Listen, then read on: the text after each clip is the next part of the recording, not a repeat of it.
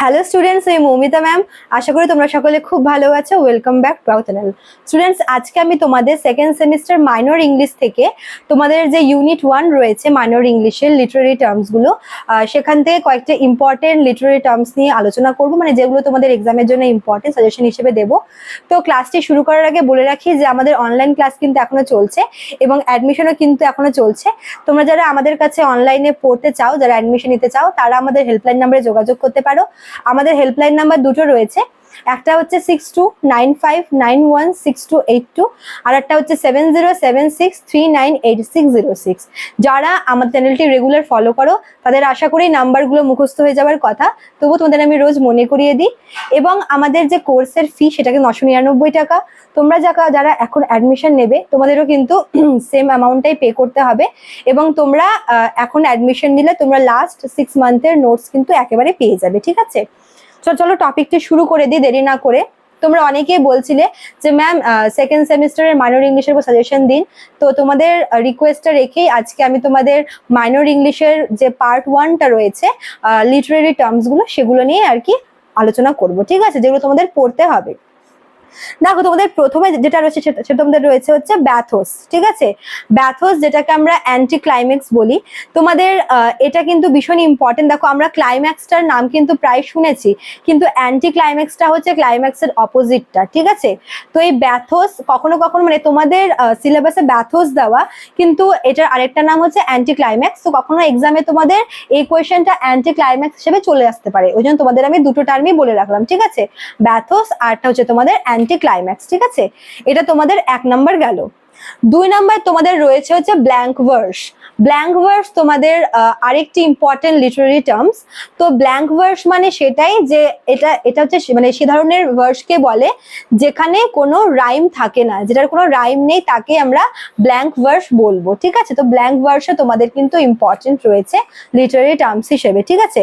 তারপর তোমাদের 3 নম্বরে রয়েছে তোমাদের হচ্ছে লিরিক, ঠিক আছে?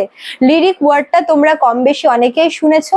লিরিক মানে যেটাকে আমরা বলবো হচ্ছে কালেকশন অফ তোমার সংস বা কালেকশন অফ ফ্রেজেস বা কালেকশন অফ ভার্সেসও বলে, ঠিক আছে? লিরিক হচ্ছে সেটাই যেটার মধ্যে আমরা রিদম দেখতে পাই, যেটার মধ্যে আমরা রাইম দেখতে পাই। তো লিরিক তোমাদের কিন্তু আসতে পারে, এটা ভীষণই ইম্পর্টেন্ট লিটারারি টার্মস একটা। 3 নাম্বার গেল। তারপর তোমাদের 4 নম্বরে রয়েছে হচ্ছে ব্যালেড, ঠিক আছে? ব্যালেড কি? ব্যালেড হচ্ছে একটা ন্যারেটিভ পোয়েম। এটা মেইনলি তোমার হচ্ছে শর্ট ন্যারেটিভ পোয়েম হয়, ঠিক আছে? তো এটাও তোমাদের কিন্তু ইম্পর্টেন্ট ব্যালেডটা, ঠিক আছে? তারপর তোমাদের রয়েছে হচ্ছে ওড। ওডটা হচ্ছে তোমাদের যেমন ব্যালেড তোমাদের ছিল হচ্ছে নন ন্যারেটিভ শর্ট, হ্যাঁ, শর্ট হচ্ছে তোমার লিটারারি টার্ম শর্ট পোয়েমের ক্ষেত্রে, কিন্তু ওড হচ্ছে তোমাদের মানে ন্যারেটিভ, যেটা হচ্ছে মানে পুরোপুরি অ্যানালাইজ করে দেয়, সেই সঙ্গে মানে একটা মানে ক্যারেক্টার বলো বা কোনো একটা টপিক বলো, যে কোনো জিনিসকে খুব সুন্দর করে অ্যানালাইজ করে, তো সেটাকে হচ্ছে তোমার বলা হয়ে থাকে ওড, ঠিক আছে? নেক্সট তোমাদের রয়েছে সেটা হচ্ছে তোমাদের রয়েছে মক এপিক। এপিক আর মক এপিক, ঠিক আছে? এপিক মানে আমরা মহাকাব্য জানি, আর মক এপিক মানে হচ্ছে যেখানে মক এপিক বলতে মক করা, অর্থাৎ তাচ্ছিল্য করা বা ব্যঙ্গ করা বোঝায়, ঠিক আছে? অর্থাৎ যেখানে বা যেই এপিকে ক্যারেক্টার গুলোকে নিয়ে আর কি ব্যঙ্গ করা হয়, তাচ্ছিল্য করা হয়, বা বিভিন্ন যে ইভেন্টস গুলো হচ্ছে বা যে সমস্ত ইনসিডেন্ট গুলো হচ্ছে সেগুলোকে আর কি তাচ্ছিল্য করা হয়, আর কি মক করা হয়, সেটা মানে সেই টাইপের এপিককে মক এপিক বলা হয়, ঠিক আছে? তো এটাও কিন্তু তোমাদের ইম্পর্টেন্ট আছে। নেক্সট তোমাদের রয়েছে হচ্ছে রাইম, ঠিক আছে? রাইম তোমাদের RHYME রাইম অথবা RIME রাইম, এভাবে তোমাদের আসতে পারে, হ্যাঁ? তো রাইমেরও অনেকগুলো ভাগ আছে। রাইম তোমরা জানোই যে ছন্দ, তো রাইমও তোমাদের কিন্তু ইম্পর্টেন্ট রয়েছে লিটারারি টার্মস হিসেবে, ঠিক আছে? নেক্সট তোমাদের রয়েছে হচ্ছে সিম্বল। এটা কিন্তু ভীষণ ইম্পর্টেন্ট। সিম্বল বা যেটাকে আমরা বাংলায় প্রতীক বলি বা চিহ্ন বলি, ঠিক আছে? বিভিন্ন ক্ষেত্রে বিভিন্ন আমরা সিম্বলিজম নামটা কিন্তু শুনে এসেছি, হ্যাঁ? মানে এটা এক প্রকারের কম্প্যারিজন, মানে কোনো একটা কিছুর পরিপ্রেক্ষিতে কোনো একটা কিছুর পরিবর্তে অন্য একটা জিনিস বোঝানো হয় সিম্বল হিসেবে। তো এই সিম্বল বা সিম্বলিজম কিন্তু তোমাদের ইম্পর্টেন্ট রয়েছে লিটারারি টার্ম হিসাবে, ঠিক আছে। আর লাস্ট তোমাদের রয়েছে হচ্ছে রিফ্রেন, রিফ্রেনটাও কিন্তু তোমাদের ইম্পর্টেন্ট রয়েছে।